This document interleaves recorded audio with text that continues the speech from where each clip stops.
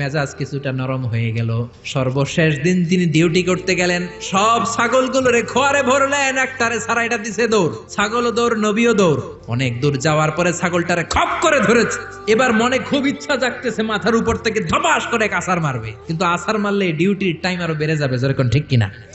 সাইয়েদনা মুসা রাগের চোটে কি আর করবেন, ছাগলের দুই পা ধরে ঘাড়ের মধ্যে নিলেন। ঘাড়ের মধ্যে নিয়ে শান্ত বালকের মতো সাইয়েদনা শুআয়ব আলাইহিস সালামের কাছে ফিরে আসলেন, চিল্লায়ে বলেন আল্লাহু আকবার।